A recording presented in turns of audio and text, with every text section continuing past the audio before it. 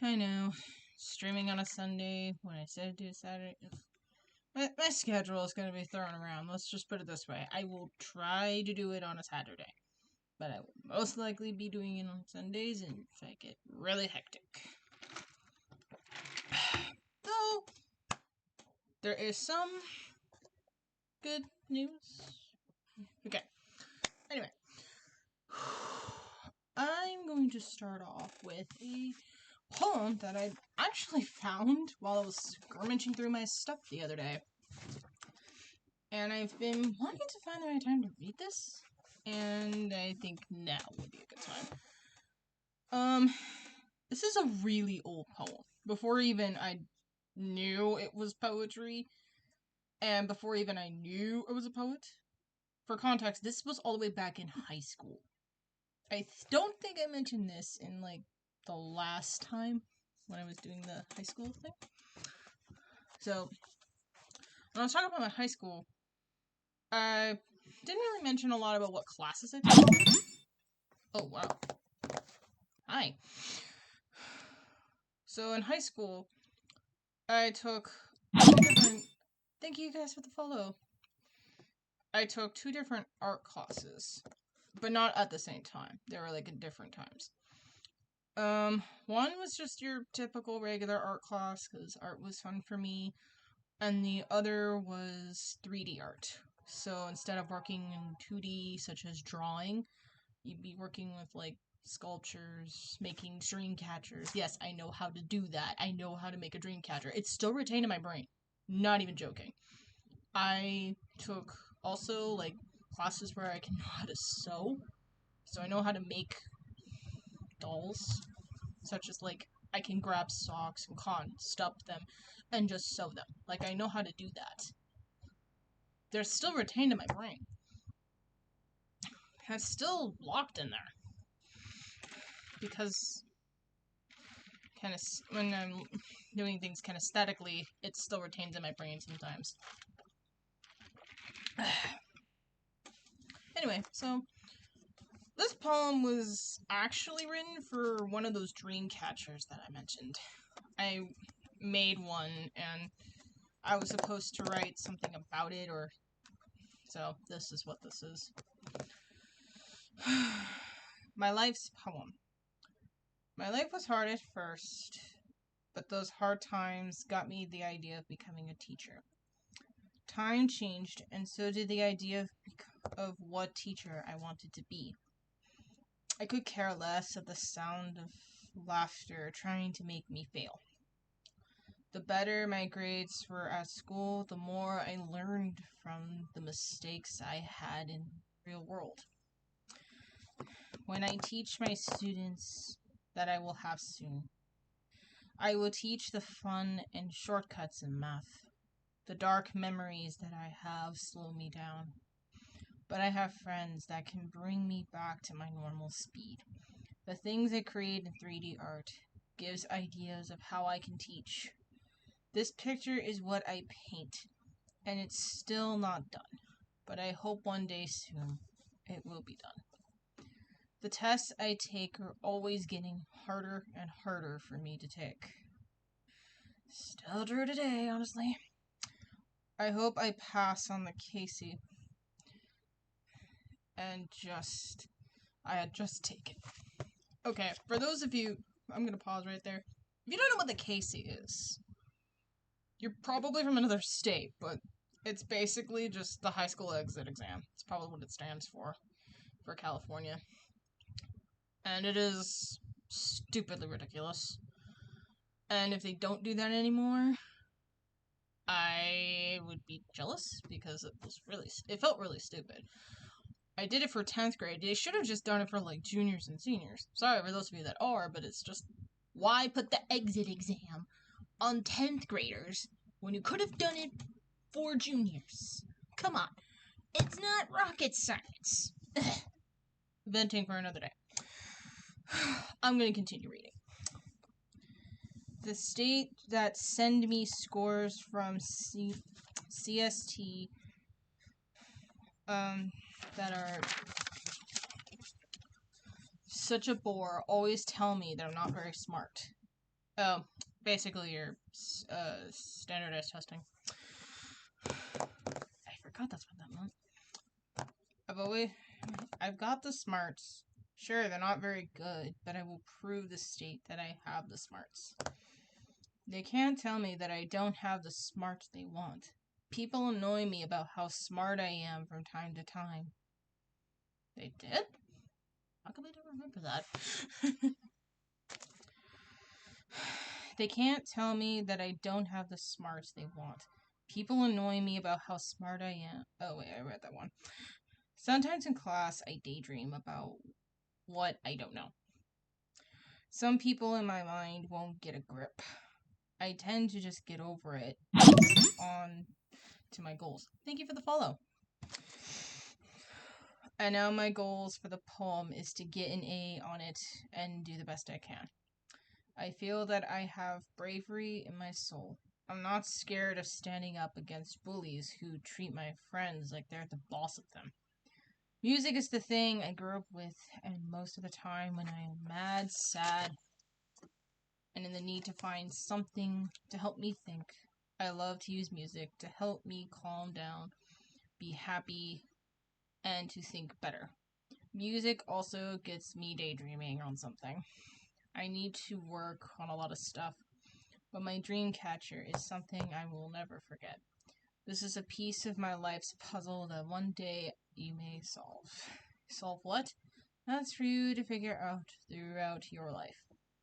The dream catcher you see, which you don't because it's in the drawer behind me, catches the dreams of becoming a teacher that I want to be.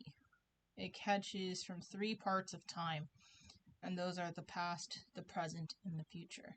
And now I hope my dream turns into reality. 1 second. We'll be right back.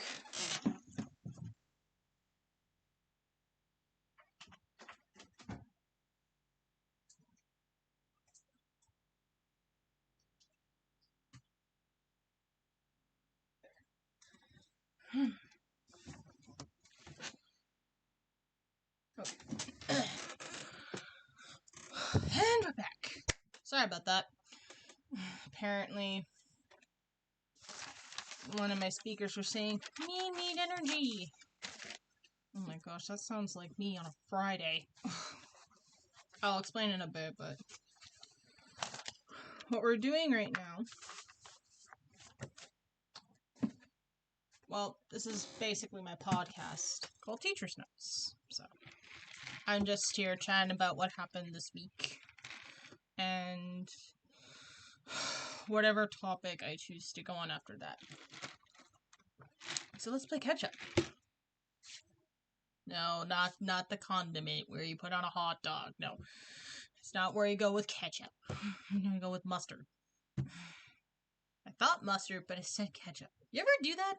Where you say something and then suddenly you say the opposite thing instead? Weird how your brain and your mouth just don't sometimes collide. I digress. Alright. So Monday's class, as I've explained in last episode, is virtual. So we're doing a lot of these things in virtual. For today, for Monday though, we were just doing stations. I already had a feeling that this was going to be whatever was going to be on that day.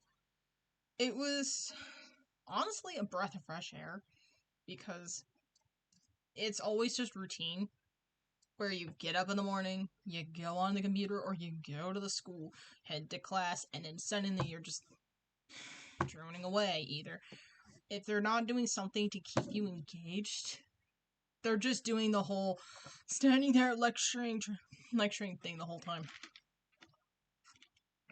That's not very effective. Not to me.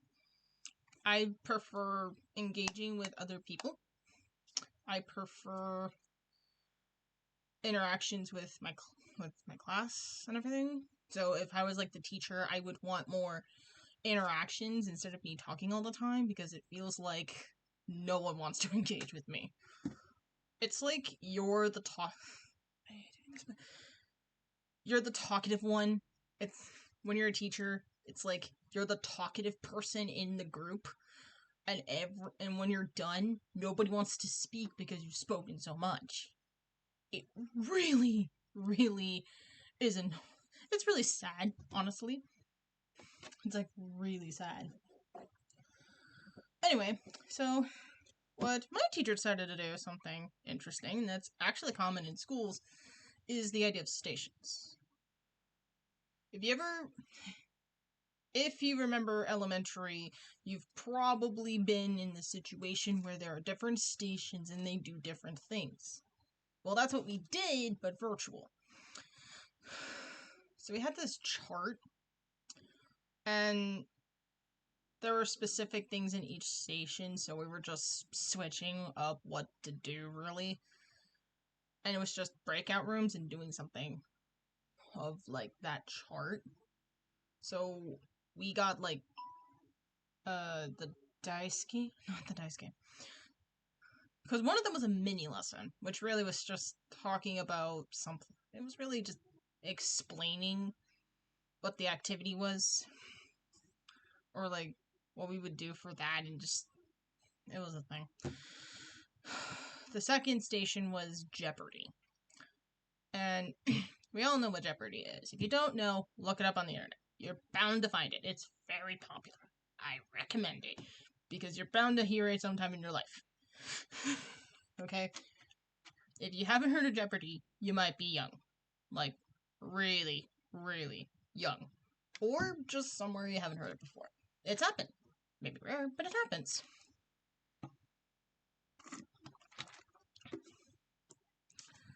Isn't that learning curve the ideas, regardless of how much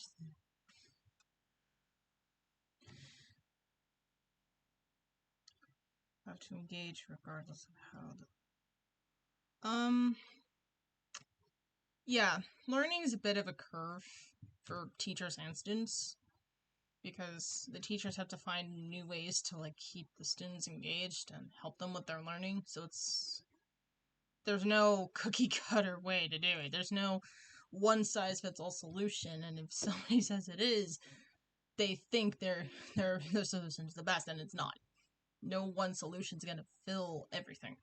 It's just not. Sorry, that's just how it is. Okay? Right.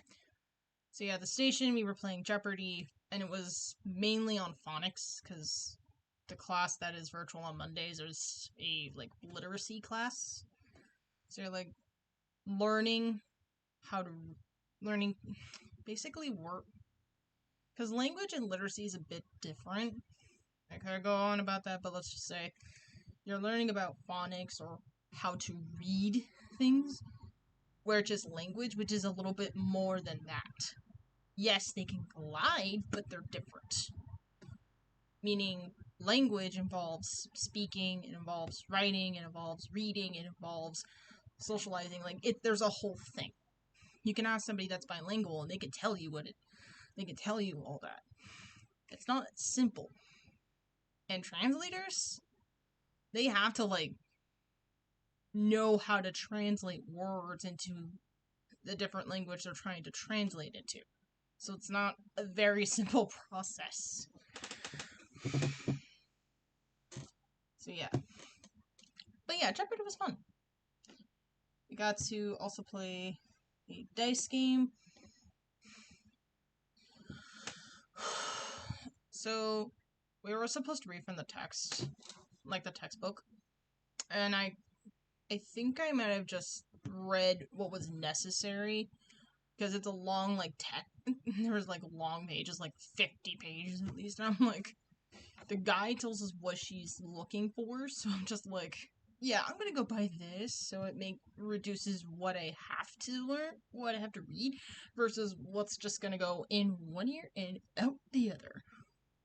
Yeah, not really great. Okay, I should be doing better, but, there's so many words, so many things to read, and you're just like,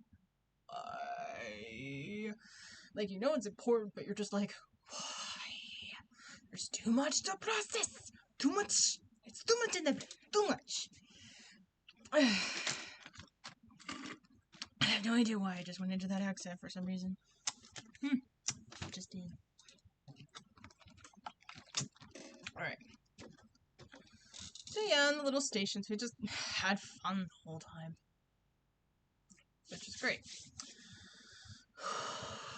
And after class... Now, Wednesdays is like math and art. So for art class, we had to do this puppet show thing, which we're supposed to like, we have our like little puppets, we're supposed to record and pull like a little skit. So we're supposed to do a little video together. So me and two of my other classmates are like working out, one, what the video should be about, two, what the requirements are for this assignment, and three, like, time, place, how we're supposed to record this. So we worked out the story, or at least what it should be about. We worked out the details. Now it was just time to write the skit. Write the script. They got like the beginning and the end figured out, but they were just trying to figure out the middle. Like they were trying to figure out how to make the story work. And my classmate just like asked me, "Hey, can you do the middle? Because I have no idea what to do for it." So I'm like, okay. Time to work my magic. For context, I'm a storyteller and a poet. So yeah, I play to my biggest strengths, because storytelling is one of my best qualities. So I'm reading it, I figure out the middle, and it's about bullying. And I'm kind of like typing up the script, like what should be said, who gets the part, and how to work this out. This is what happened. I'm typing the word crybaby because I was called that in my past. And as I'm typing this, I had a hard time. I was actually hesitant to type it. I was having a hard time writing it out. And that never happens to me. And I think it was just, I was acknowledging something I've put in a box and just pushed it away for another day. I just left it there, collecting dust. And then I think me talking about it, I think I talked about it, like, maybe back in my first episode, but I'll reiterate. 4 girls called me crybaby because at the time I had issues with my emotions, and ADHD tends to do that. People with ADHD do have a hard time regulating emotions, so it tends to go all over the place, which does not make it easy for anyone, including myself. So yeah, I'm like a child. Basically, I think maybe 2nd, 3rd grade. I don't remember. I just remember being in daycare, and daycare was the worst for me. I've already explained in that episode, but it felt like it was too structured. I felt like I didn't have like a choice or an opinion. Boys and Girls Club was so much better. But yeah, I'm like typing the word crybaby into the script, and I'm guessing I'm just channeling that day into something productive, and it really just felt therapeutic, because I'm typing out something that happened that related to my past, but I'm not like running away. I'm actually facing that fear, or facing that head on, which is great. Because I could go on and on about it, but essentially, that moment where I'm just facing something of my past, and I'm just like trying to get a grip. It's like in the animes where they're like making it so dramatic of like hesitating to type it, not wanting to type it, and then there's like these little, you hear like their thought echoes. You know, like they're talking, but they're not really talking, so kind of like echoing, that kind of thing. And you hear all these thoughts. That's kind of what that feels like. But I'm just like typing it out and just learning to roll with it. But yeah, one of my group was good at editing. The other, me, is good at storytelling, and the other is good at just embracing their roles. Or her roles. So the next day, being Tuesday, all three of us are to meet. Oh my Lanta. Okay. Tuesday did not start off right. It did not start off great. You know, like those moments where you're just having the worst day, but then suddenly it gets better because you weren't meant to do that thing? Or like you're not, or that mistake was done on purpose? Yeah, it was one of those days. For context, it was just a casual morning. I was about to go on the bus. Now, I get to the bus stop on time. I was already prepared to get on there with my pass and everything. There were two buses. One I wasn't planning on going on, and the other I was actually wanting to go on. The bus I didn't want to go on was the one that was in front of me, but I went the direction where the other bus was. What does the other bus wanted to go on? Do?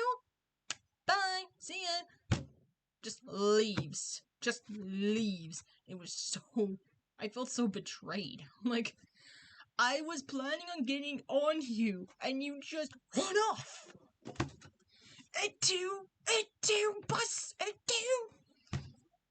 It was just a terrible morning. So I'm like texting my my classmates. One of my classmates can drive. Both my classmates can drive. Thankfully, I can't. I need to learn how to drive, and that's another story for probably another podcast, but not today. Not tonight. No. We're just talking about my week. So I text her, hey, my bus left me. I was planning on meeting you there, but would you mind picking me up at my place? Would you mind picking me up at my place, please? I need to, we need to meet up somehow. And luckily my classmate was like, yeah, sure, fine. Yeah, I can pick you up. That's not a problem. Because either two things were going to happen. Either one of them was going to pick me up, or I was going to get a lift to go there, and it would have been... Yeah, the funds. Let's... The funds are a serious mess, I will tell you that much. Okay.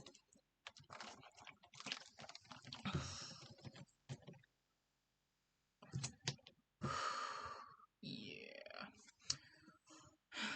So I'm like... walked all the way over to the bus stop, which is the train station, which is about 10-15 minute walk from here. So, or 15-minute walk from here. So 15 minutes to get there, 15 minutes to walk back. Basically 30 minutes in total. Not planning on how I walked today, but I walked, so. Regardless. Anyway.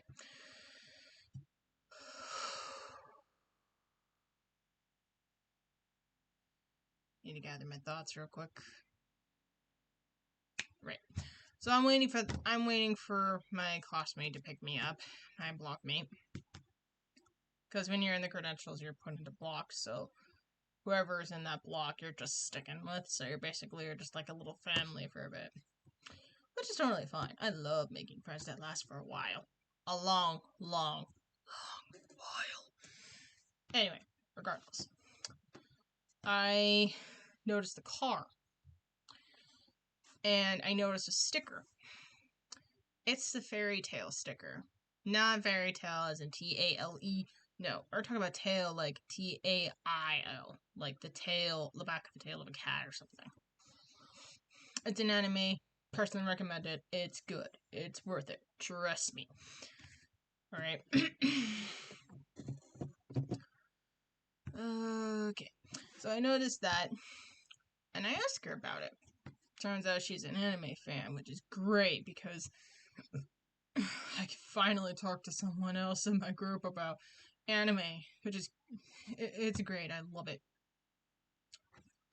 So we had a nice conversation about anime and stuff on the way there to the meeting place, which is a park. So we decided to do our video at the park. Why? Best place to just less people, easy to do parts, and plenty of room and space to do it. So plus the park had a lot of trees, so we can work with that. Oh my gosh.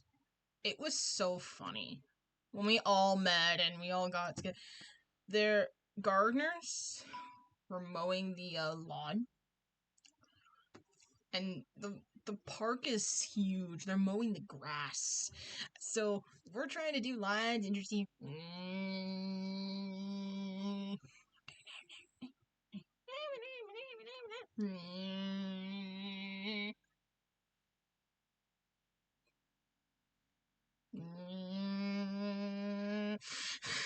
Just like we're trying to act, and the grass, the person cutting the grass is just like making it impossible. It was so bad.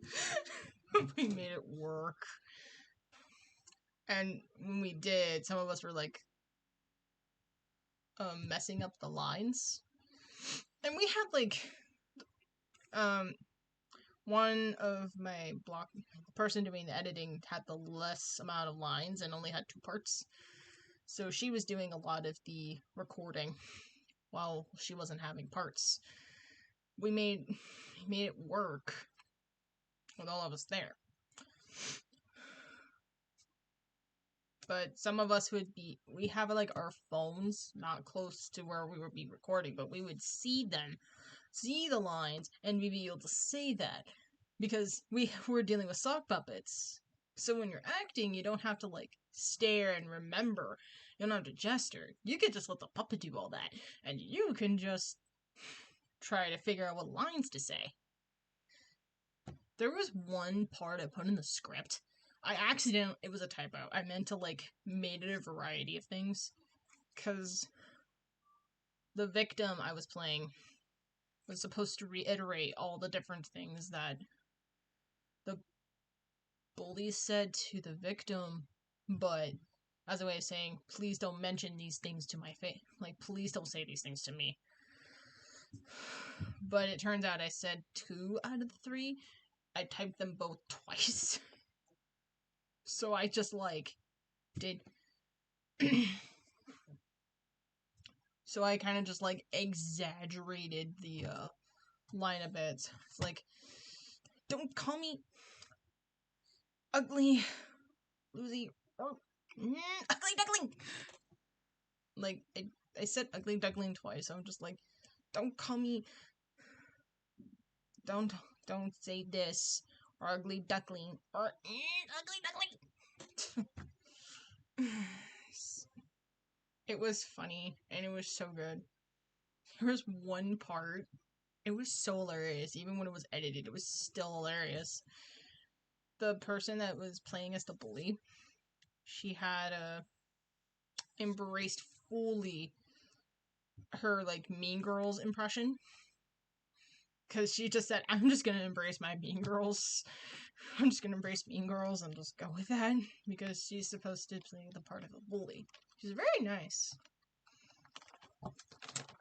And for context, the person that picked me up was the one that was good at embracing her roles. So the actress. She and I already were... It was a good thing she and I were already clicking, because we bounced off of each other really quickly. Or, like, really worked well at our lines. To where... sorry about that. The bully was supposed to be stuck in a tree. And the victim was going to make fun of her, but she just saw that the bully needed help, so she decided to help the bully instead. But it was like, help me! It was just so... Like, she did the part of, like, help, like, pleading for help, but it was just so hilarious the way she spoke it. It was so genuine, but it was like a high squeaky voice, and it just made us laugh. Oh my word.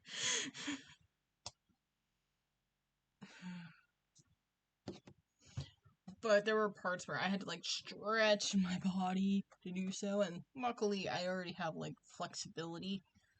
Like I've already been trying to be flexible enough as is, so it's not like I mind.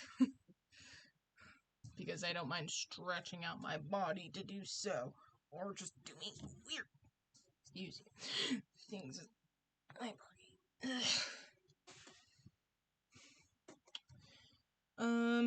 So after we did the video, we all just decided to get lunch together and hang out.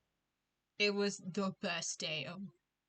It was a good day, a really good day, but it was so hot. I was probably I felt very drained and cooked by the time I got home. Which person that played as the bully, like the actress, took me home. Not using their names for privacy reasons. But yeah. My blockmates, some of my blockmates at least know about my podcast by this point. They think it's cool, so that's good.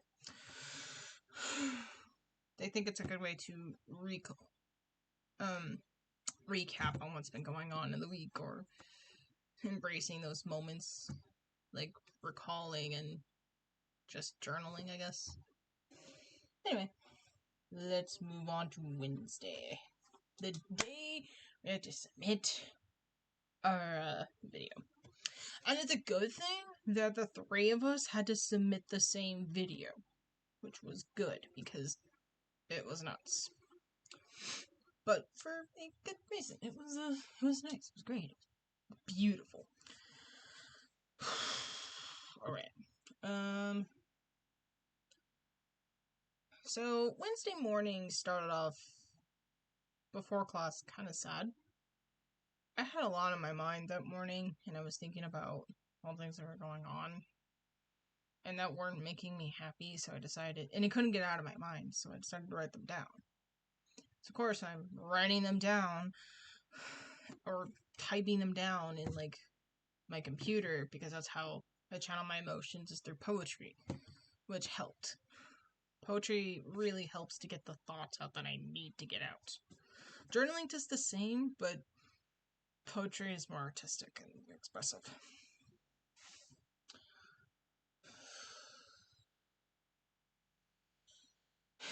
And math class, I mentioned it, but not like in detail. There really wasn't anything noteworthy to mention for this. However, the afternoon though, that changes everything. Okay, back a couple episodes back. If not, this is gonna sound like a broken record. But got this thing about CBEST and the CSAT. There's a possibility that I could bypass the CBEST altogether. And hearing that, I'm like, tell me more. Please. I don't want to have to take 4 more tests. It's ridiculous. It's redonkulous how much testing I have to take. I'm like, oh dear. And as you can tell with my poem from like my 10th grade self, that part has not changed. It's just, clearly I was very good at predicting that it was going to get harder, but that was a very good guess, because it always gets harder when it comes to testing as you're an adult, because they take you way more seriously. Okay, yeah, maybe I was I was pretty smart as a kid. Anyway, regardless.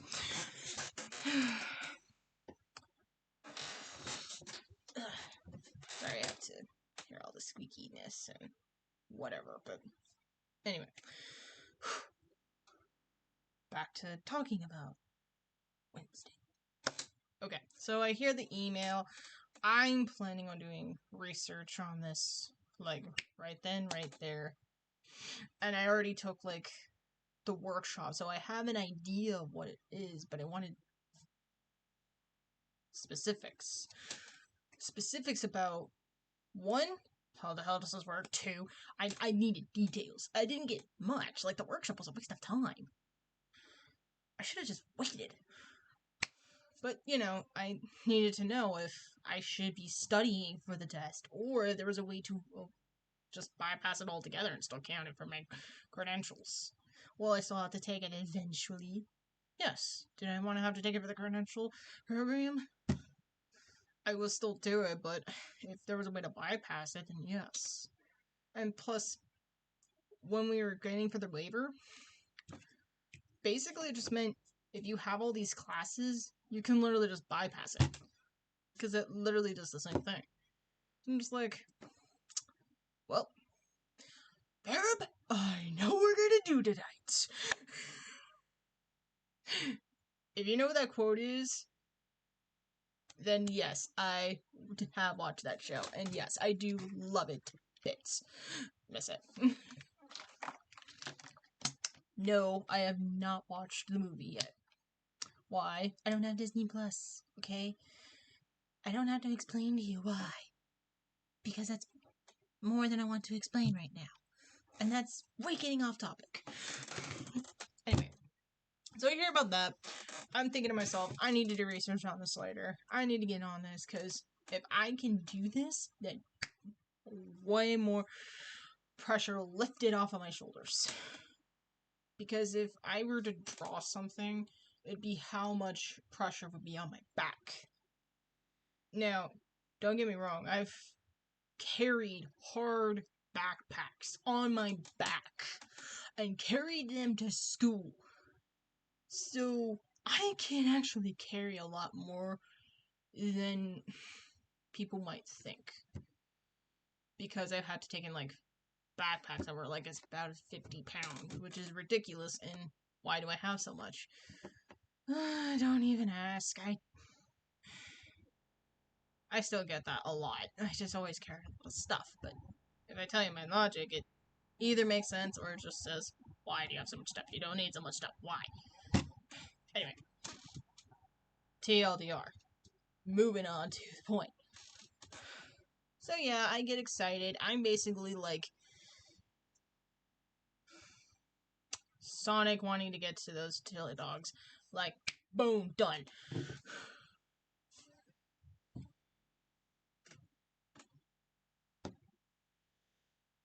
Oh yeah, and that was the other thing. That this very same week, I had another lesson. I was doing the same lesson I did the week before, which is exploring poetry through exploring cultures, older cultures through poetry. Blech. Very much the title of my lesson. I realized that my mistake was that I used a poem. I wanted to find a better poem. I wasn't confident in that one. And I didn't want to give up on the poet either, so I'm just like, let's just find something that works. I wanted to find something that didn't look like a poem, but also had the same poet. So I looked around on something called the internet. Found this website, like a lot of poets do. They put their collection on a website for everyone else to find. So I found it, looked through a bunch of poems, and I found the one. It fits so well with one, what's going to the theme of right now. Two, it actually fit it fit both like the theme of like the season, meaning fall, and it really fit what I was trying to explain. It fits so well. It was like everything was placed perfectly. So I decided to put that as a PDF. When you put print, you can put it as a PDF.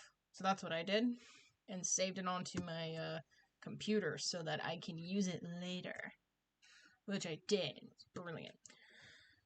Speaking of which, during our class, while we're all working on stuff, I mentioned the lesson to my art professor on while she came in. because she was the one that put the idea of listening to a piece of music and then using the descriptions and to put them into words of what you can hear from the piece of music. And then put those words into poems. It was a good game. It'd be a nice little word game to use. But it also was good at making a poem. And me finding activities, I just took the idea and went with it. It worked. It was actually good. And it worked like a charm. Oh my Lanta, it did. So I mentioned it to her. I mentioned everything. So she's like, yeah, could you send me like some stuff? Because I didn't have like the student samples, but I did have like the poem we made and like the link to what music piece I used. Now, I did not expect anything other than that. Oh my gosh. I love this teacher so much. Not only did she like read it during class while we were all doing stuff, she put on the music and put in the link as like background music. And I'm just like taken back for a second or a minute, probably 3 minutes, maybe 2. I don't know. It was a while. I was like shocked. I've never had this happen to me, and if it have, it's been a while. That a teacher actually just took the idea and went with it, and just told me. But before that, she just said, "You want to talk about your lesson for class?" I'm like, "Yeah, sure." I'm like, "Wait, did she? Are we really doing this?" And then she played the music. I get taken back. I'm like, I'm processing so many things. One of joy, two of like, she actually is playing the music that I sent to her as background and everything else. But also that she's really taken in what I'm saying and using it as a teaching lesson. I was very, very astounded and very surprised, like, oh, you're that teacher. And it was just like, click. It literally just clicked into my brain. It literally clicked in my brain, and I was just so taken back. This is gonna be one sad truth about me. I'm used to people just taking what I say and not really doing much with it. And if they do, I'm like full of joy. Basically, it's very different that I'm like taken seriously in this way to where a teacher will actually make it into the lesson and just roll with it. And I'm just surprised by it all and taken back that she took me seriously. I mean, yeah, that's what they do, but not to this extent. I didn't expect this to happen.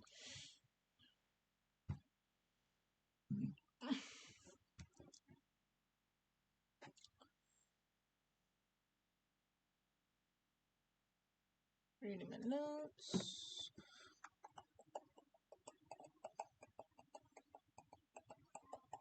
Oh, yeah, she also showed my classmate poem. It was like we were actually discussing what happened. And it was the best moment of my life. I'm not even joking about that either. It was the best moment of my life. I was sharing something that happened to me. They were taking it. It was like a real discussion. And it's just magical. It was magical. Majestical. I think I'm running out of adjectives to describe it, but still. I could talk about this all day. But still. It was just great. It felt so great. It lifted my mood. It made my whole day. Especially the fact that she was playing the Dearly Beloved as background. It was actually the greatest piece of music for like the activity. And I was okay with that. I was okay with that. Because we were all just reading books, children's books, and that was totally fine. It was a good piece of music to put as background because it's nice, it's peaceful, and it's dearly beloved. I really love that piece of music. So, by that interaction alone, that clued me in on what kind of a teacher she is. And I think she's one of those teachers I'll probably just talk to during, like, the email back and forth because I just wanted to tell her things and I'm really just excited to talk to her about things. Maybe I'll just go to her office hours and talk. Who knows? But yeah. So far, sounds like this week is already off to a good start. Already, we're getting happy vibes, we're getting great. It was just like... Finally, I had like a moment. I had like one bit a week where it's not like draining or just going trekking through the day. No, it was just actually good. It was just actually good for once in my life.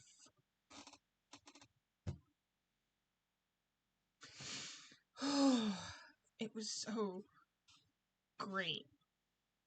So after we talked about the lesson, we went to making posters about making a promise about what we were going to do with all this information. Now, I don't know about the rest of my classmates, but I already made a promise. Even back then, for my poem, you can obviously tell my passion, desire, every part of my being is creativity. Like, I did not want to go into a school and not have creativity. I was bound and determined to get creativity somewhere in any lesson. Because learning shouldn't be a chore. It should be fun. And I will be damned as hell if I don't at least have that introduced somehow. I'm like sick and tired of arts being pushed aside or not being introduced, and we already live in a society where it's already so controlling that it's like fun is being pushed out of the equation. And I'm bound and determined to introduce creativity back into the new generation so we can at least find some way to preserve it and bring it back to life somehow. Because I will not give up on that. So my vow is pretty much to make sure creativity is kept alive, preserved somehow. I'm like tired of this whole control thing of, yeah, the arts should be put aside. Ironically, our arts class, we're taught all these things about how art is important, and yet art is just 5 weeks instead of 10. It's like art is like the one thing people think they know is important, but they just put aside anyway. Isn't that hypocritical? But frustrations on that aside, my passion and my vow still stands. It was basically a promise I made as in my teenage years. That has not changed. That has not changed. It's just increased, channeled, it's like the rough edges. The rough edges have been sanded, polished, and now is sharpened and ready to be used for good. Because I will do whatever it takes to make sure creativity is kept alive. I plan on introducing creativity in every single lesson as much as I can. And that is a promise. And I'm saying that on this live stream, which will basically be a video onto YouTube, and I'm making sure I have kept that promise. So clip it and one day I hope somebody will get back to me saying, hey, did you keep this promise? Hopefully, that answer is yes. Watch her look back at this and be like, yeah, I'm still working on it. But yeah, it's basically, I basically just told them this is what I want. They were like looking for ideas, and I just told them, and then they're like, oh, yeah, we can do that. And I think that's what we all reside to, so it was great. So yeah.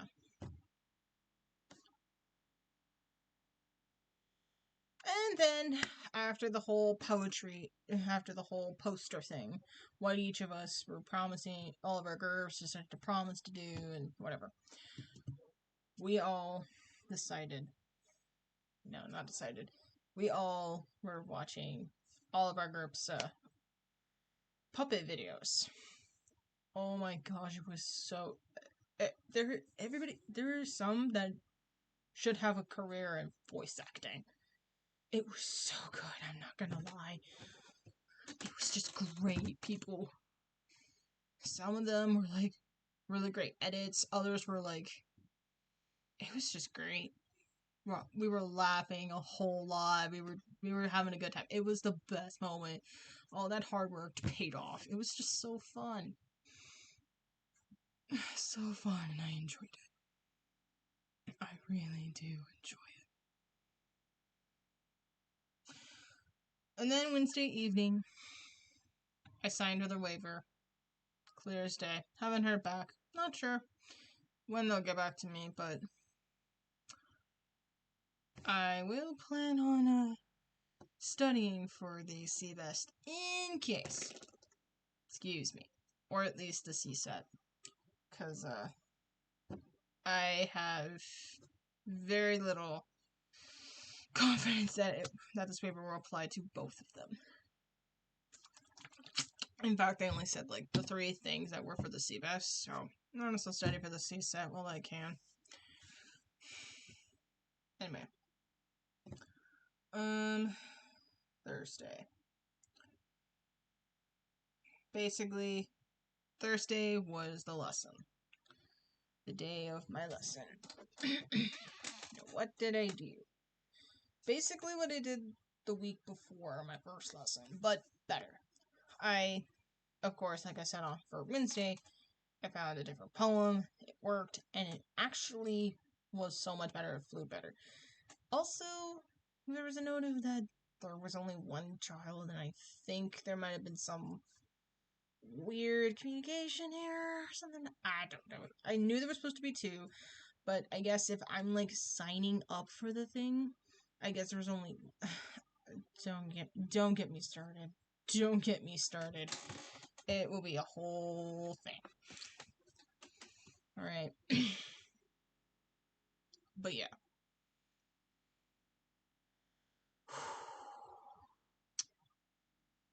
Give me the. Alright. So the day of the lesson. See, only one showed up. And I was kind of panicking because I only had one student, so I'm like keeping my cool, but it sounded like panicking. But I'm just like, you know what? Let's just roll with it. And we did. Thank God this kid was so good at listening. This boy was just so listening, kept engaged.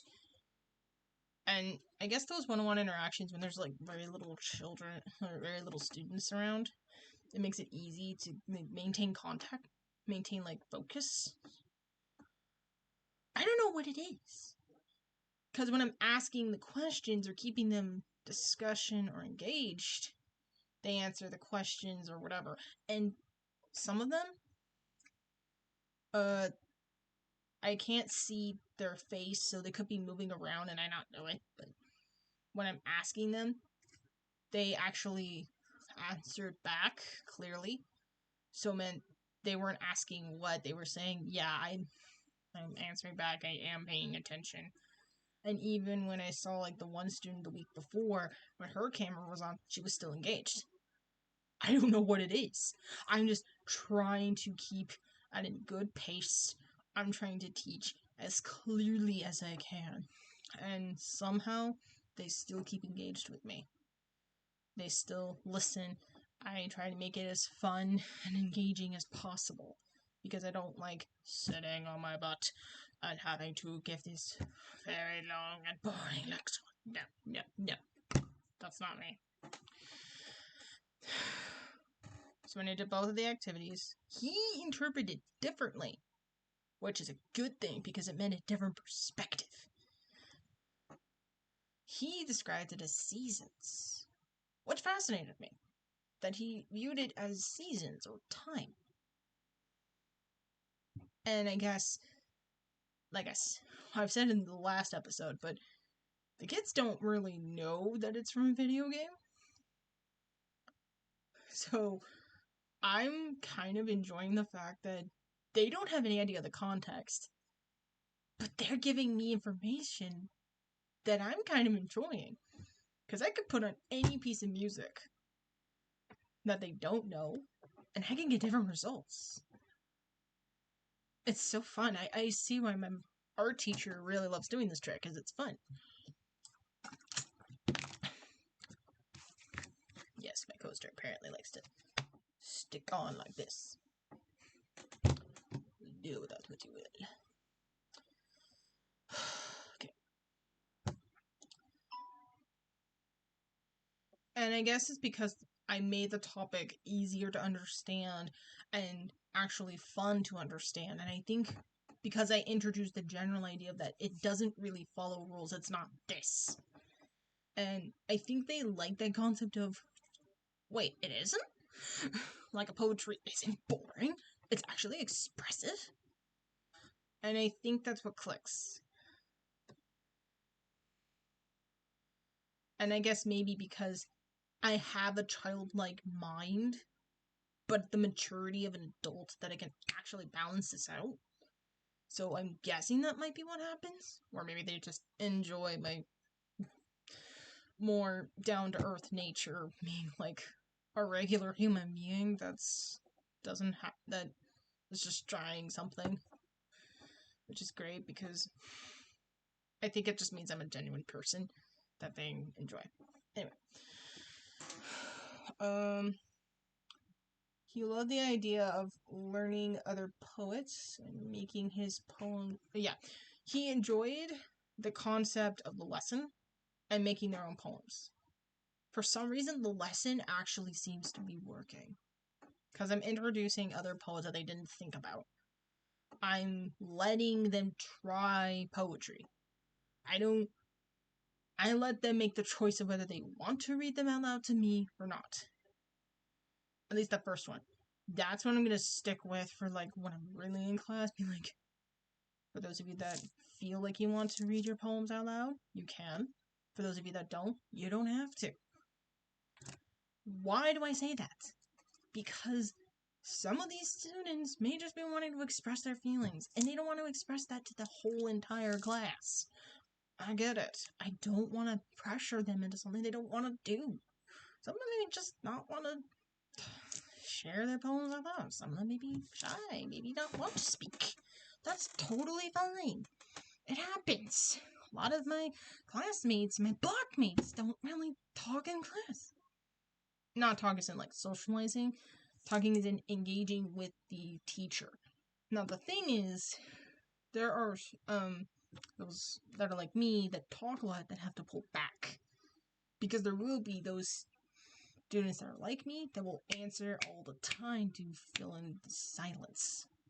And it's so hard. Like, I'm holding back, just sitting down, and I'm trying not to say anything. Even though I want everybody else to have a chance.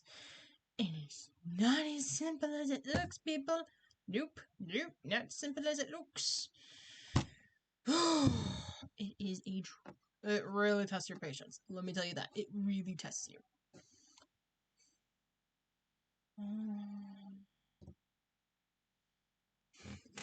And then afterwards, luckily he put it in the chat.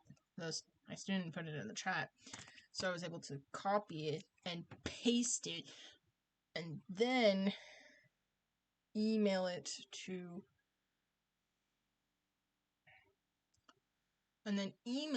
my professor, my art professor, who wanted student samples, so I gave it to her.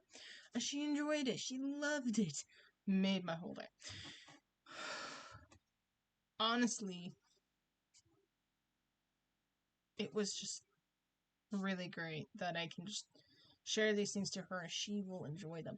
I really hope she will use my lesson thing that I just told her and tell it to the next group, like the next block or something that may need that interaction, because I would totally love it. I would totally love it for life of me.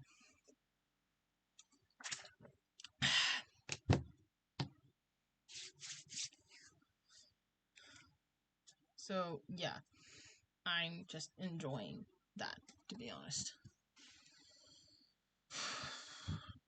Anyway. Okay, moving on from Thursday to Friday. Okay. Towards the end of the day, I recorded the 4th episode on this day. So yeah. This is all gonna lead to that. Alright. To the bus stop early. So this is Friday morning's class. We're all like have these posters online, like Canva? Not Canvas, Canva. As in like you can make flyers, posters, and all that jazz.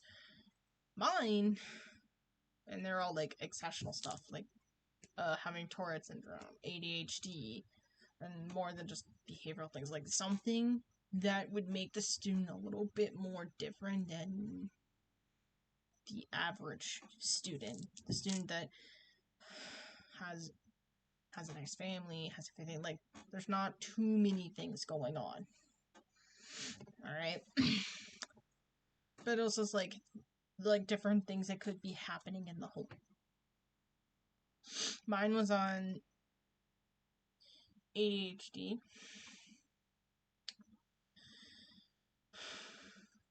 And someone mentioned on ODD, which is obstinate defiance disorder.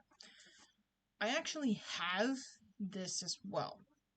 Now, let me explain why that could possibly be. One of the reasons is because when you have ADHD, sometimes it comes with other underlying issues such as a learning disability and obstinate defiance disorder, to name a few. Depression is also another one. It is a very highly likely connection to both of them. There's been research on this. Remember that whole emotional regulation thing I mentioned a while back? Yeah, that's why. That's what I mean about emotional regulation. Some days you're as happy as a cloud, you're all nice and fluffy. And sometimes you're just depressed, sad kitty, crying yourself to sleep kind of mood. And believe me, did not help with my emotions at all. Ironically, I had a conversation about this with one of my other classmates, Davis. He's one of the students that asks a lot of questions that I like to view as the hard-working one.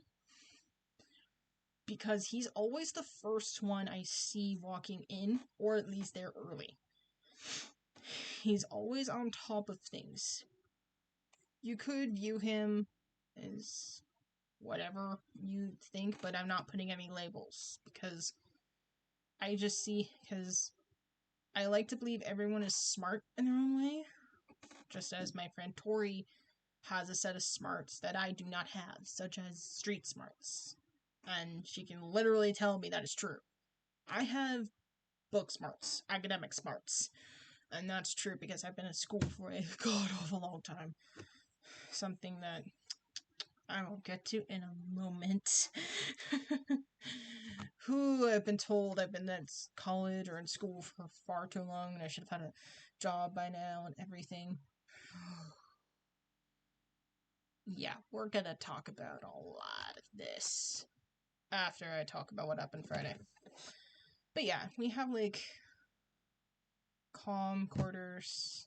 Oh yeah, we have like that. So when the student was mentioning about ODD, I did not mention this in class, by the way. I would have in a second, in a heartbeat. But I didn't want to sound like I was bragging. I was trying this, what would happen if I restrained it?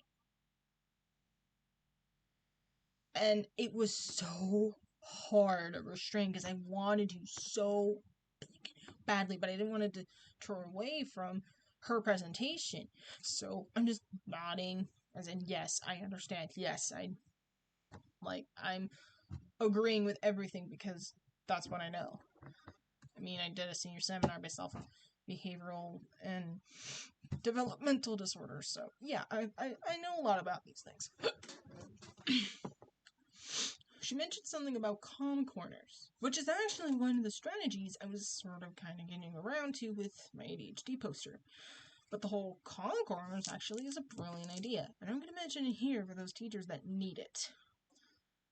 If you have a student that maybe feel anxious, may not be focusing, or just may have a hard time in general, make a little station called calm corners. Something that just helps relax, allows them to just do like a brain break. So maybe like doing those Zen doodles. It's just drawing, like doodling, basically. If you don't know what a Zen doodle is, just maybe look up Zen tiles or doodles or something. You're bound to find them on the internet. There are lots of them. Go check them out. I personally recommend them if you really just need to draw something to just keep yourself calm. So you can have them do that. You can have them read a book or anything that just lowers the level and makes it relaxing. Probably could do a little bit more research as to different types of calm corner stations. But yeah, this will definitely help for those that need it, especially for those with ADHD like myself. Because it will definitely help, especially if the student wants to journal. This would be a good place for that as well, because it's a nice, quiet little space that they will need. That's important. Okay. Let me take a look. Oh, yeah. Okay, so let me give you a picture of what the building I'm in. So the college has like different buildings for each thing that you're learning. The building I'm in, there's like 2 different buildings for education, which makes very, very little sense. Okay, I mentioned the whole college thing because in the college, each field of study or work that you want to do is put into like colleges. So mine is under the human and health resources, whereas education is education. So when you want to be a teacher, it's under the health and humanities, not under education. I've said this before. Why is this a thing? Why? Why put them there? It makes no sense. None. Zero. Okay, I guess it makes some sense, but come on. You're not gonna put the teacher stuff under education? Wouldn't that be so much simpler? Who thought that was a good idea? Oh my god. Yeah, like I said, don't get me started on this. I could be ranting for days. Anyway, I digress. Okay.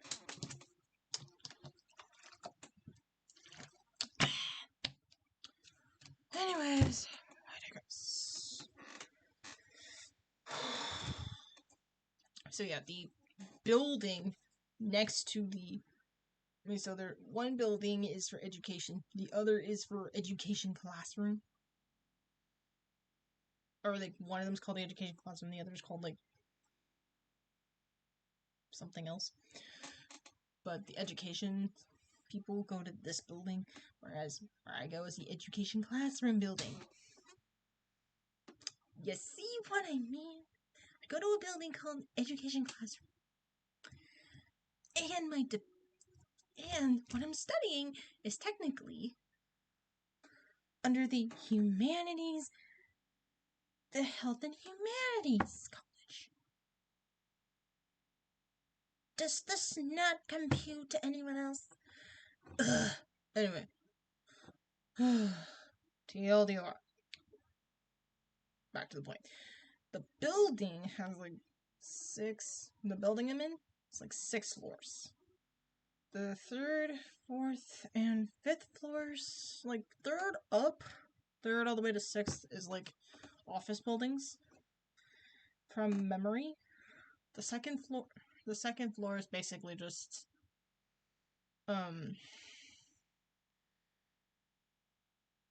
my point is our classes are never on like the top floors.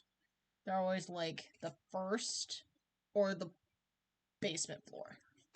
They call it the ground floor, but I call it the basement floor because it makes more sense to my brain. So a lot of the times the classrooms are in the basement floor. So you just go onto the elevator, go all the way down. You can literally take the stairs too, but I have a lot of stuff and it's a rolling backpack, so it's like I'd be carrying something heavy all the way down, all the way up. No, taking the elevator for that reason. Side story, I have a rolling backpack because it was a recommendation by Trish. Oh, what? Like from last episode. Yeah, that Trish. She recommended that I try rolling backpacks instead of carrying them because it would hurt my back. So, there's that reason.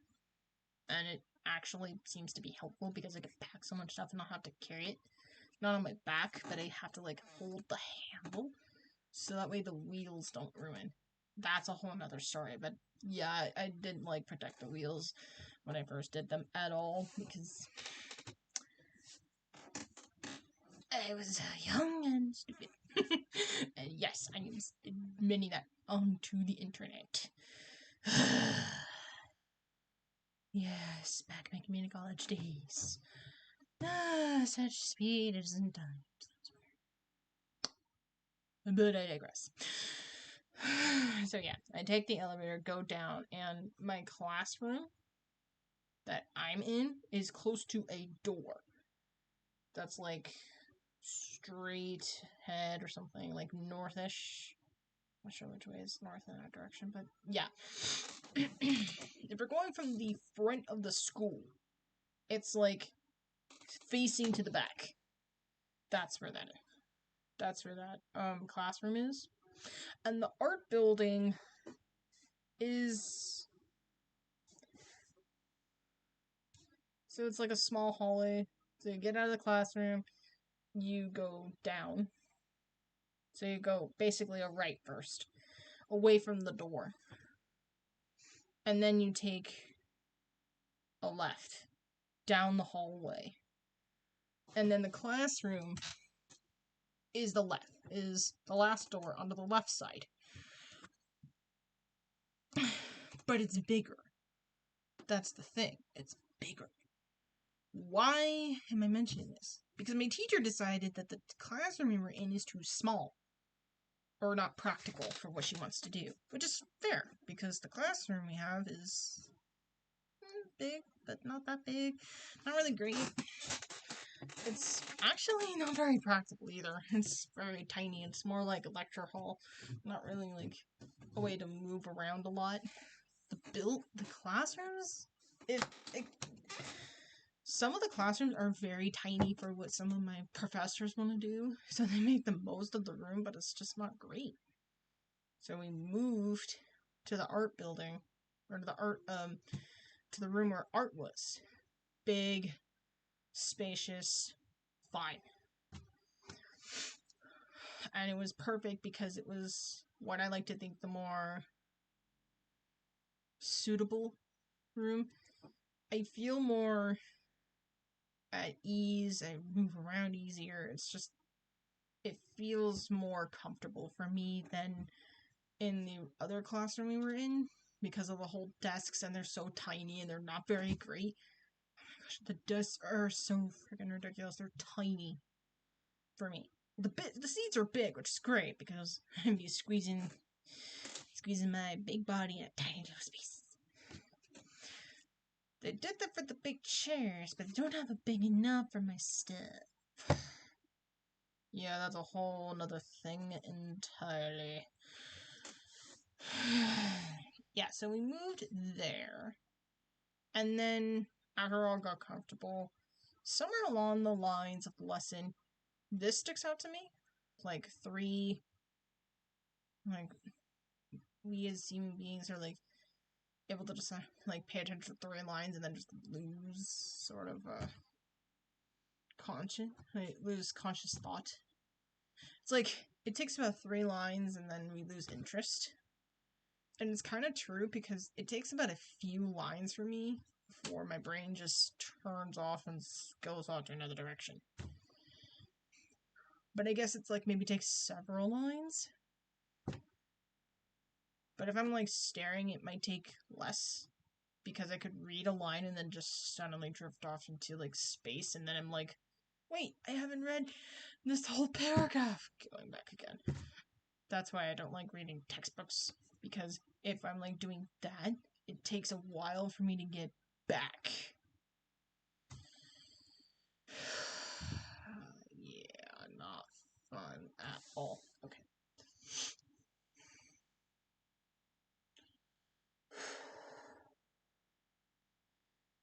And while we were like still talking about the poster thing, I was trying to make something relatable by talking about my lesson, but somehow I think she asked a question that made me feel so defeated. Like, I had this thought in my head, but somehow it did not translate well, and I felt so embarrassed, and I wanted to just sink into my seat and sort of just disappear out of embarrassment.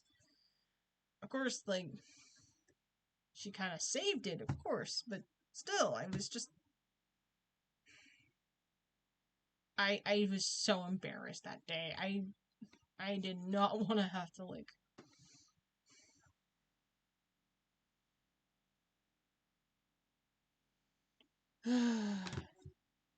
Yeah. It was one of those weeks. Yeah. One of the quotes from that morning was, "We're not going to be a part of your weirdness." And that's basically just if you're having a conversation with a parent or something and they're like sort of indirecting whatever their personalizer is going on to the child, that's a bad sign. Immediately. Bad sign. Right. And I already said I had a conversation with Davis at lunch, which was nice. And I guess this was the theme of the week of like engagement. My Friday afternoon class, they did something similar to my Monday's class teacher, which was the stations thing, but for posters. So sort of a gallery walk, or yeah, a gallery walk, I guess you could say. So we all did posters. Excuse you. About something specific what we're learning. Just ELL. So like, for specific for learning bilingual stuff and figuring out how to do that as a general ed teacher.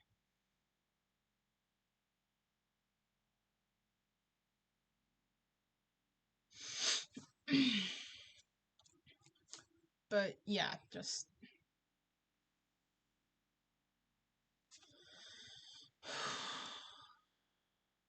we all did posters and we did a gallery walk and we all like got information out of all of them, and still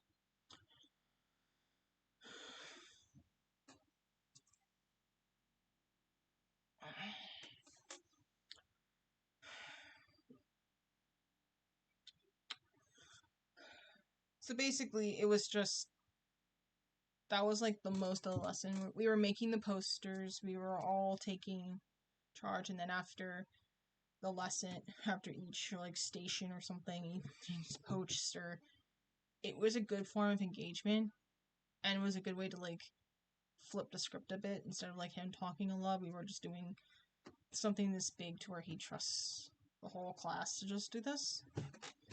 To where all learn something from one another. And it's great because it made it so much easier for me to digest a lot. And that's just being honest. Anyway.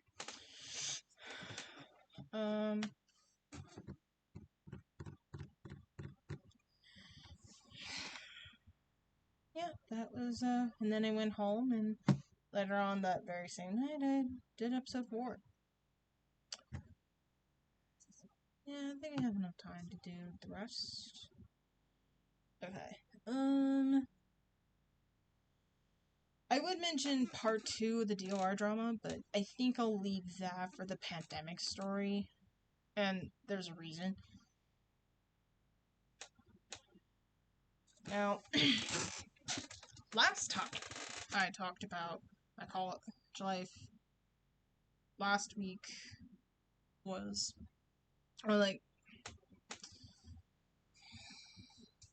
I mentioned about transferring to the current college I go to now. So at the time, spring semester comes around. My grandfather, I'm still mourning the death of my grandfather, and I was sort of tired of I wanted to find something fun to do after school. I wanted to find some clubs, I wanted to have some fun, I wanted to make some friends. So, Club Rush happens. They call Discoverfest. And Discoverfest is so huge. There's so many things. It was like almost the whole school. It felt like most of the school that had a lot of traffic. It was covered in like different fraternities, sororities, clubs, associations, the works. The gist. You get the gist. Out of the whole many decisions, I'm like, there's so much. I heard that, yes, there's a lot, but commit to just maybe 2 or 3. I just decided on 1. Like, that's not fun. So, 2. Mainly 2. And that's what I was sticking with. 1 was the Harry Potter Club. 2nd was the Sci-Fi Fantasy Club. Harry Potter Club felt right at home. I've heard a lot about it, and I wanted to go on it the first moment I heard about it. It was like, yes, this is what I want to do. Go for it. Best decision of my life. Now, I'm kind of where I'm taking control of my life a little bit, and this is where me and Tori are friends still to this day. Now, Tori and I are getting closer as friends, where she kind of encourages me, gave me strength, to where I'm gaining bits and pieces of confidence back, to where my mom told me I should stay home and study and do whatever, and not go to this karaoke thing that some of the members of the Harry Potter Club are going to do. And I'm like, no. I'm going to have fun. But I was going to balance it out by doing homework anyway. I was saying, look, I'm going to get it done. I'm not stupid. I'm perfectly capable of balancing my life. And I did. I balanced out my homework and actually still went. Grades came. Basic A's and B's. I proved her wrong. Because her thing was, you can't have fun and still do work at the same time. I basically told her in a way, yeah, actually, I can. It felt so good to be right for a change. A lot of the times, I always lose. Okay, always is stronger. Most of the time, I lose in arguments because she usually proves a point. It felt so good to be right about something. Because I knew my own life, I knew my own workload, I knew I wanted to do something fun to maintain my mental health. Now, this is 2018, 2 years before the pandemic hit. So, of course, she doesn't understand that concept yet.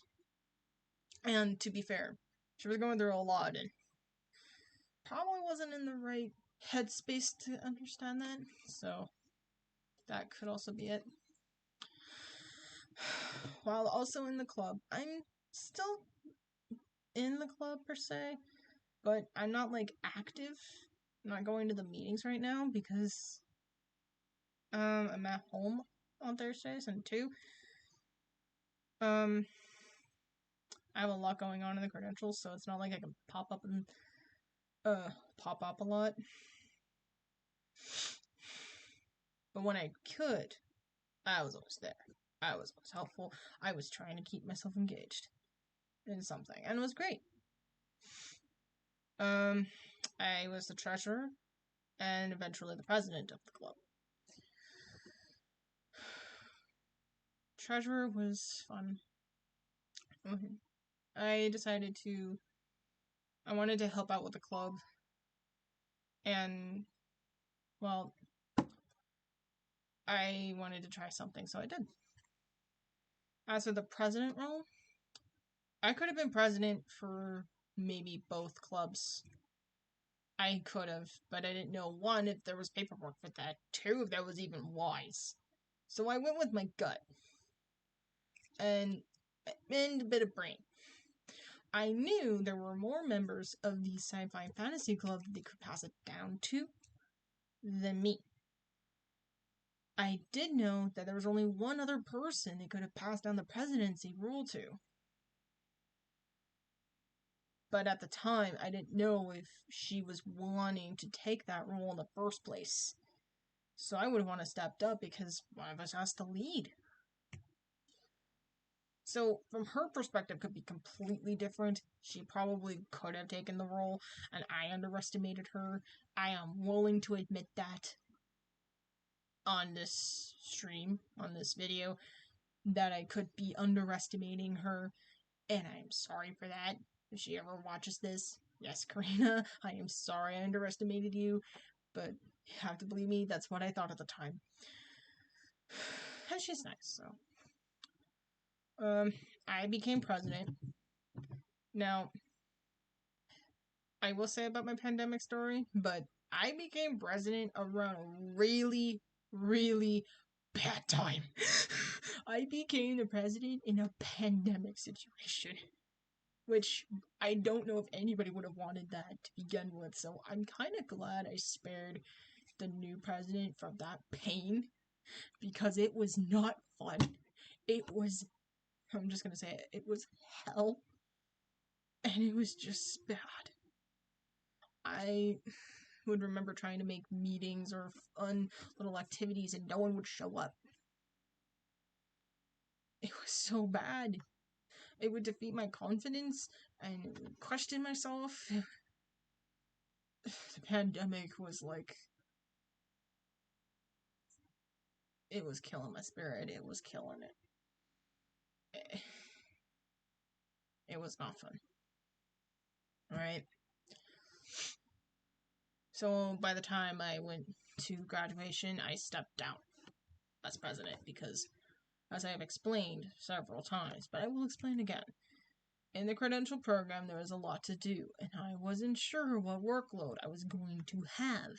So, smart thing to do was to step down, get the feel, and go from there.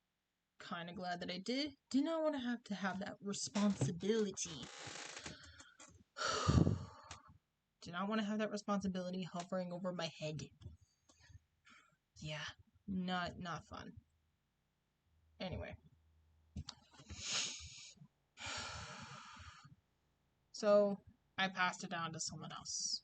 I passed it down to the new president, and I believe she's doing way better with the club, and I'm glad for it.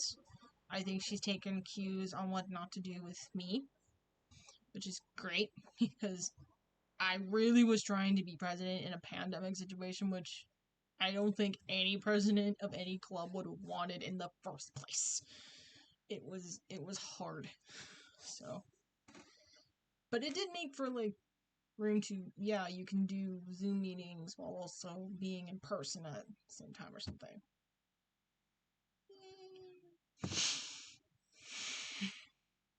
That, so now we move on to the second club. the Sci-Fi and Fantasy Club. Now that club, I would present on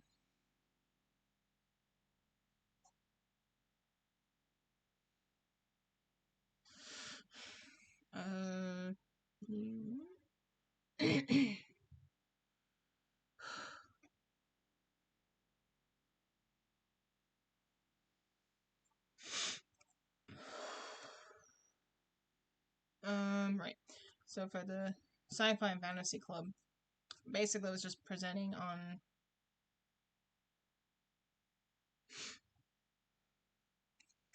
topics that were fun, like heroes versus villains and everything. And I would make them fun. It would be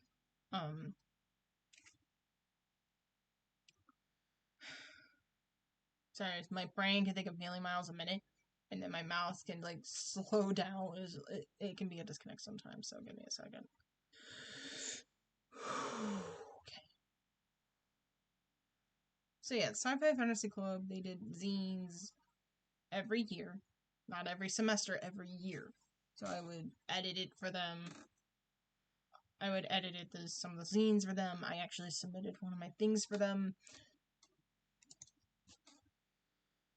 So it was great.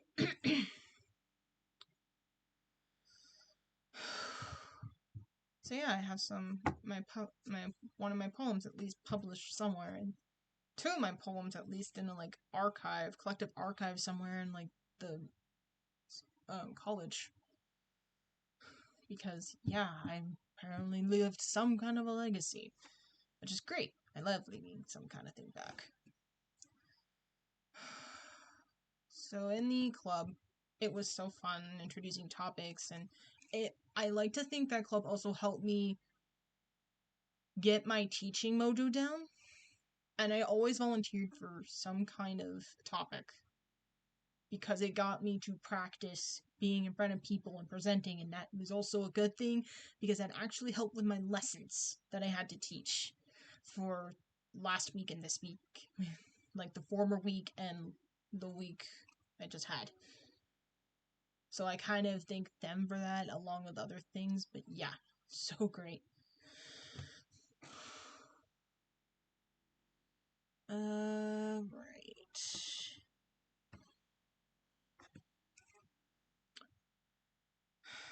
And through this club, I also tried to become a liaison for both clubs. As in, I was trying to get both clubs to work together, so somehow I got the title of liaison, but it was also used casually, so I felt like I didn't know if they were taking it seriously or not. So apparently I had that title for some reason. But that's like one of like 4 or 5 titles I've been passed around in the past. That's been tossed around in the past. Blech. Words. I'll just jumble them up today. Oh boy. There is a bit of a love story behind it, but I think I'm gonna save that for another day. But there is a love story. I'll briefly mention it in case of context. But I started dating around 2019. Or like we became friends, a little bit closer as friends, and then started dating around the end of 2019. And then when 2020 hit, everything changed. 3 days into the new year, I got into a fight with my dad. Enough to where he was throwing stuff at me. It was only the plush dragons I have on my bed, which is where I'm pointing at right now. So sadly the dragons on at me. Not a great day. It was not a start off to a year. That basically showed how much this year was gonna really screw me over. Alright. So the Department of Rehabilitation. So I got through the transfers. Everything was fine until like 2020, where everything went to pot. Everything went to fooey. I went to see my my caseworker, the one I was supposed to be transferred to and working with the whole time. But apparently the whole flip-floppity thing got complex and complicated. Told me that, first of all, I should have been, like, the case should have been terminated a while back because of the plan A, but I went, off the path of it. Now, what I meant is, the DOR gave me a chance to go just to get my bachelor's. But apparently that wasn't part of the plan from the first caseworker because, well, details were sketchy and on paper they're not exactly specific. It was a thing. So, it came to be the decision was we needed a new plan, and it was a whole back and forth of he said, I blame you, no, I blame you. It was a bit of a whole thing of, like, blaming the past, and I was just like, can we just move on from this already? Now, my mother was the one that wanted to bring it up and trying to, like, resolve the things of the past, but I'm just like, look, that's one under the bridge. Let's focus on that now. I don't care what happened in the past, okay? It could be a lot of he said, she said, they blame, I blame thing. And get nowhere. I just want to move on to the here and the now. That's it. Which I think everybody understood at that point. Not my favorite choice, to be honest. I'm just gonna say that. Hated that guy and things are better now, but we did not start off on the right foot. Okay, but I'm getting a little ahead of myself. Okay. So the day I got the news, basically he also said, like, you're being cut off. Sort of to that extent, and I'm emotional. For context, when I got that news, my boyfriend at the time wanted to go on a break. So yeah, I think I was just in a bad state of denial at that point, and hearing that at the same time did not help matters at all. And luckily, my boyfriend at the time took me to this meeting, so he was sweet enough to where, even though we were on a break, he still was willing to help me anyway. And it was so nice. So great. I was so thrilled that we were still in that kind of terms. But yeah, I got the worst news. I was trying to hold it together, but I didn't get to, like, I was crying a bit, but I cried, like, the rest of the time on the elevator and on the way back. It was the worst news of my life, because at that point it was like, I'm at rock bottom. If they're not gonna sponsor me, what's gonna happen now? What do I do? I was, like, close to at the point where I would have to drop out. And I didn't know how to do that. That wasn't in my nature. Apparently that wasn't in God's plan either. His plan for me. Like I said, I'm a religious person, that's what I'm going to use. Apparently God just said, hey, I got a plan for you. Because when I mentioned it to my parents, they told me to fight back. I mentioned it on social media, and they were all suggesting the same thing. Kind of like the research, fight back. So I did. More to the extent of an email wanting to resolve the situation, and we came to terms of 1, needing a new plan. 2, needing to get tested to make sure that I have the result, that the data matches with what I want. There's fact to back up the thing. And this was just like a career test thing where they give you several different tests to work with so they can narrow down the career you're best suited for or that you have the skill set for it. So, nice.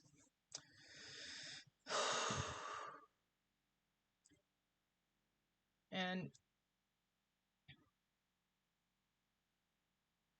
like I've said before,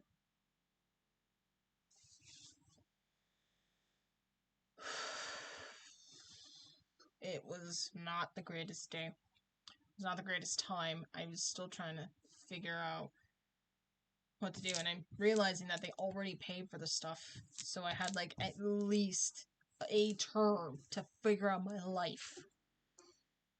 Which also around the same time is where the question of presidency came around. So yeah, not the best day, not the best time. No, it was the worst. And so the plan was set, everything was settled, and so around that point it was just, will his bosses accept this new plan? Spoiler alert, they did. It just took about the rest of the month to like get the results back of like, did they say yes or no? So I'm just in like this funky mood, this mood of in between and existing. And I'm just like wanting to change it. So I go see the new Sonic movie. I was not in the best state of focus on my schoolwork. I was just in that place of I needed something else to do. Because I didn't have like this stability, I was in this point of where was schoolwork even worth it kind of thing. I knew it was still worth it to try, but it was just the ideology, the thought, it was just it was just a bad set of circumstances, bad set of it was just a mess in my head. This is where I'm praising the movie. I went to see the movie. I was laughing. It lifted my spirits. It's exactly what I needed. I was actually enjoying myself. I didn't understand why everybody wanted to bash on the movie so much. To be fair, I was in a very difficult place. And I just wanted something to do, and that was a good movie to see. So, one of the very few movies I saw that year. The last bit of normalcy happened around 2000. I mean, not. Well, 2020. Alright, let's be fair. But also, March 13th. It was a Friday night. I was hanging out with Tori and her friend. We were all just chilling out because we couldn't go to the movies. This was around the time of the toilet paper crisis. Yes, it was around the time of the toilet paper crisis. I am not joking. Oh my gosh. And don't even get me started on the grocery stores. At that time, everyone and their mother went to a grocery store and took a lot of stuff. I've never seen a Walmart neighborhood market, basically their version of a grocery store, so bare. I have never seen it like this. Yeah, not the greatest. Not something I want to remember at all. And then by St. Patrick's Day, everything moved to online. And I hated it so much.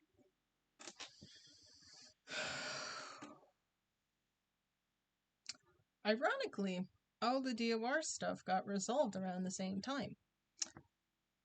Because apparently when I'm in a pandemic, everything changed my luck. It was all over the place. But yeah, that also meant I got stuck inside of this house for 3 months straight. I didn't go outside for 3 months straight. Maybe 2.5, but who cares? It was just... It was crazy. It's driving myself crazy. I got a bad case of cabin fever. Like, extreme bad case of cabin fever. Towards the end of the... So yeah, what I mean by DOR thing got resolved, I meant around the summer. Where things were kind of opening up around here in California. That gave enough opening for me to go to the testing facility that I needed to go, come back,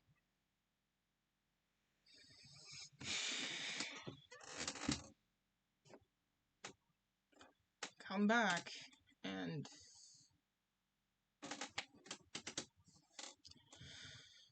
get the results back. So it was like a whole, you have to go there for 7 days straight thing. By the 7th day, they got the results, and they were asking me, what do you want to do? And I told them to be a teacher and what I plan to do. And they're like, yeah, you got this. The results say that you've got the qualities for it. That made my day. Maybe my year. Probably my year. For so long, I was told the very opposite. That I didn't have the data for this. I don't think you're mature enough to do that. Just finally something that just said, yeah, you got this. I got so many doubts, so many no's. Finally something that just said, yeah, you got this. That was enough to make my whole year worth it.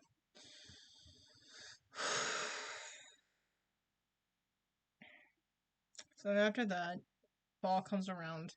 It's all virtual still. I'm still, like, over it and everything.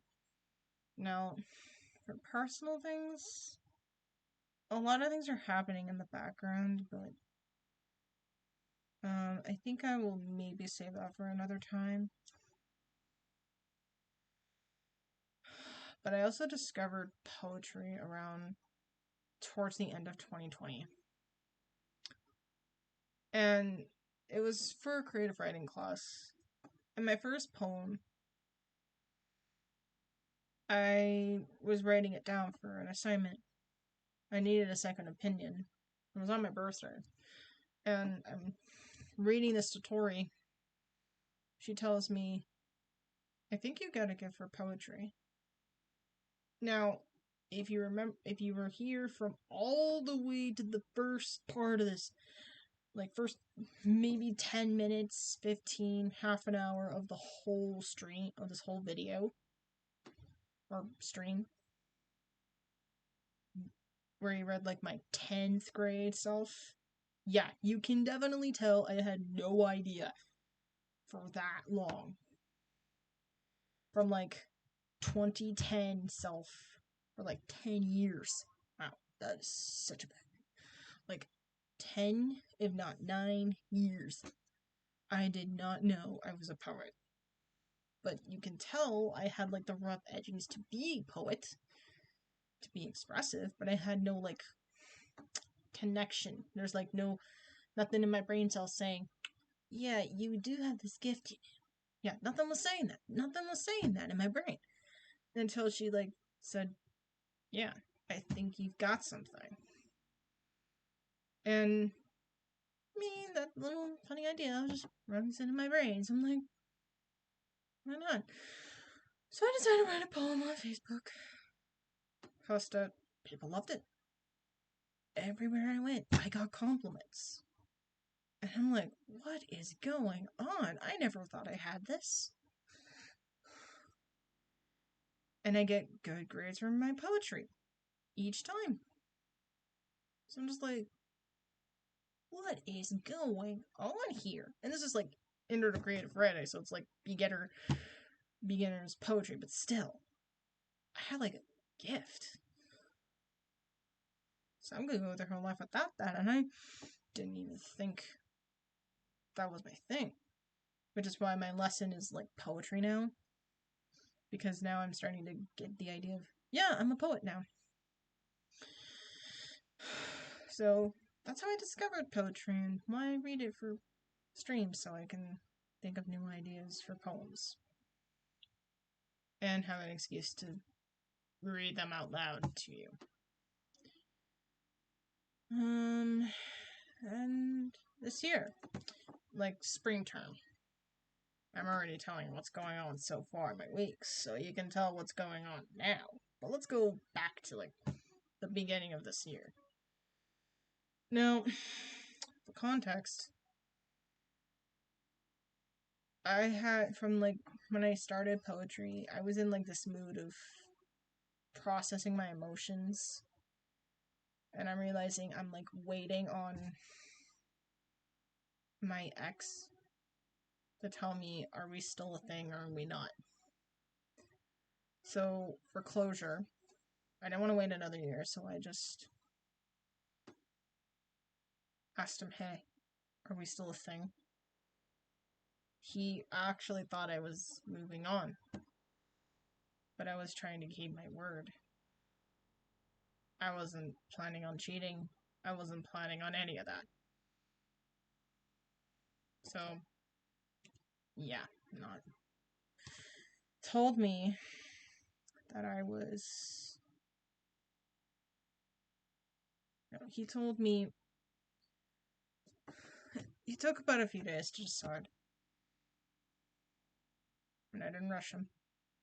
He told me that, yeah, we were not a thing. We were just back to friends. I took it well, but it still hurt.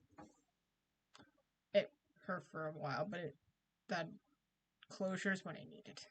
More than anything else. I was at least free to process the whole thing. I'm still going through it right now.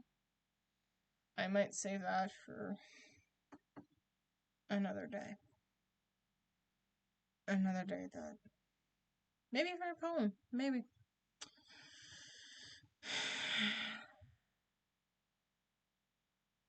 Yeah. Around that time, I'm also on like a staycation thing. Not home, but somewhere else, and just a little staycation thing. Yeah. That breakup happened around few days, or like the weekend, because I went on that staycation the Monday after that weekend. And on that very Monday, that's when I got the Switch. The Switch Lite. It's weird now that I think about it. But hey, I guess I got the Switch. Anyway.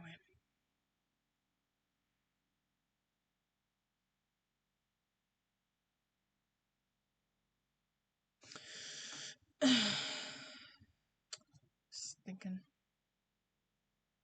how much time has changed. And I was also doing the senior, I already mentioned the senior seminar, but in the senior seminar I was exploring about developmental disorders and stuff. I might mention that another time, but I essentially was doing a lot more research on ADHD, which is some more exploring on what my disorder could do and a bit more thorough research. And I was to do a lecture, meaning a presentation. I was to do a paper and like some sort of like thing to say, yeah, this is what I want to do. And was more exploring gender differences. I could tell you all about the research thing, but I'd rather not bore you with the details and just say there wasn't a lot there. I just made it work for the assignment and for like my research paper. But for the actual presentation, I did just what it was so that people know. Actually, now that we're talking about it, I got to cite myself for my poster that I did early on, like on Friday. That was a weird experience. Me citing myself. I didn't even think that was gonna happen. Good thing there's like an APA, the Association for Psychological, or whatever APA stands for. I can go into the APA, MLA another time, but I'm not going to. I stepped down from being president of the Harry Potter Club at the end of the year. And yeah, that's the last bits I'm going to talk about graduation.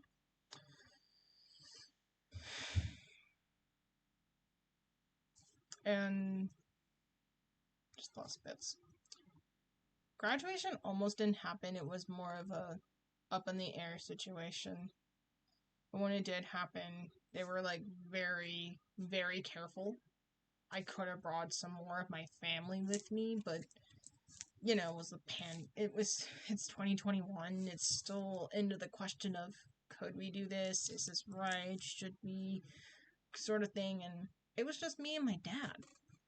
But I didn't care. It was live streamed, so at least they could see it. So they didn't have to be in the hot sun, which was great because my mother can't handle being in the hot sun for too long. So I was more happy that they could live stream it instead, and maybe a few people could come, and that was fine. So my dad was there for my very extended family. My extended family members would have come, believe me. But if it wasn't for the pandemic, things would have been very different. But like I said, I digress.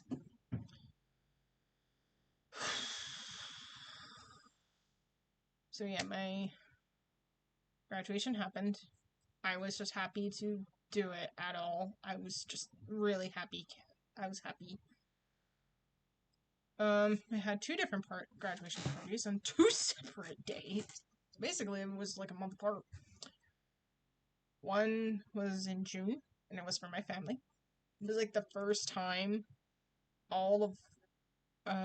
it's like a family gathering after a year. So 2020 family gatherings for us, no, wasn't a thing. No, not risking it. I will tell you that. So yeah, no. So the graduation party was like the first actual family gathering in a long while for it to happen, and I was just really happy to see everyone. I think I was almost in tears because I was able to see everyone. I was so happy to have everyone back. And of course, you're gonna get emotional because you haven't seen your family in a while. Probably in a long while, but still. And then the second party was with friends, which was better because I got to have my family to celebrate and my friends to celebrate it, which I didn't even think that was going to be a thing. But Tori was like, "Yeah, let's just celebrate." I'm like, "Okay, I don't mind throwing a party. I like parties." Oh my gosh, it was the best. If it wasn't for the fact that the day before I got this, the day before I went to the dentist to check on my teeth, despite the fact that I basically came back with a clean bill of health, which was great because I was so anxious because I didn't want to have to have more cavities to be filled and no one have another root canal. That would be maybe a story I will tell any day, not now. Like, not nowadays. So if it wasn't for that, it would have caused, like, stress pain. Because if you're opening your mouth for a long period of time, that causes a lot of stress. So, of course, it built up pain around my jaw. So it went from, like, my cheek to my jaw to my teeth and just all over. It was like, it was having a conga line, it was partying. I'm like, could you not? And we're, like, playing Jackbox. If you don't know what Jackbox is, look it up. And we're playing, like, Rat vs. City. And I'm in pain. And I guess because of the pain, I was sort of, like, somewhat, feral. Like, I was sort of miffed. But mostly, like, not really. I was in pain, so I was kind of angry a little bit, but I was trying to, like, not be mean. I was just channeling my pain somewhere. Which somehow made the raps really better. That scares me. That, and I watched way too many Jackbox videos of the Dream SMP people, just rapping, sort of like trash talk rapping to each other or roasting. And one of them was very toxic. Oh my god. I don't have a problem. I don't have a problem. I don't have a problem.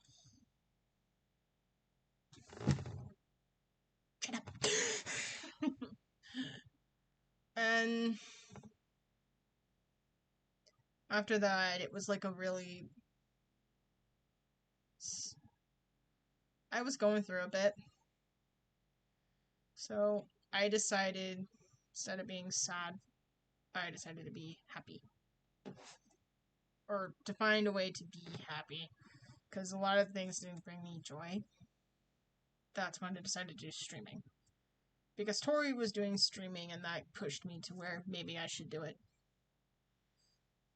And one of the things that pushed me to do it was watching one of Rombu's old stream videos and giving advice to someone. And I'm thinking to myself, maybe I should do it. I mean, I have a lot more free time when I'm not doing school stuff, so why not? So I did. Did a lot of gaming streams in the past, so. Yep, that's a thing. Pretending that. Anyway. And we're all the way back to current. Because after that, I had to switch to podcasting. Doing this whole podcast thing because of the credentials. And we're back to current time. A little bit over at my time, which is basically perfect. I'm going to just take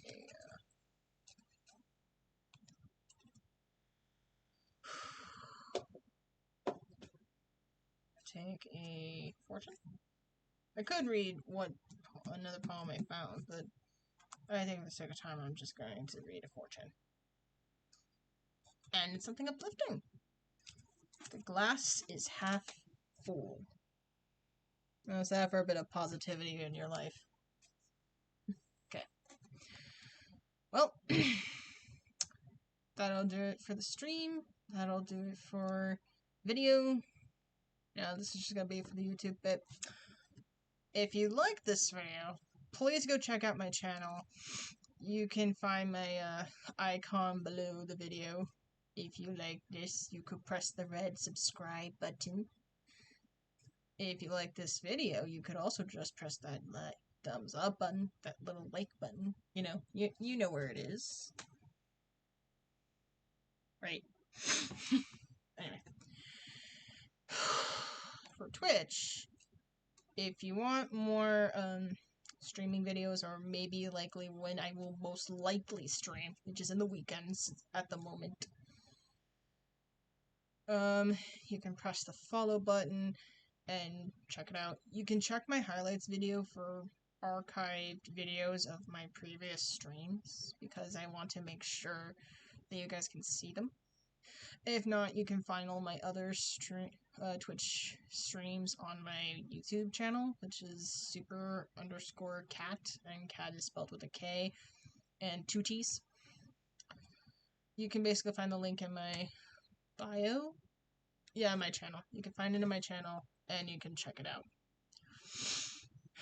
So that's about it for promo, and that's about it for my podcast. Thank you for coming. Thank you for watching Teacher's Notes, and I will see you next week.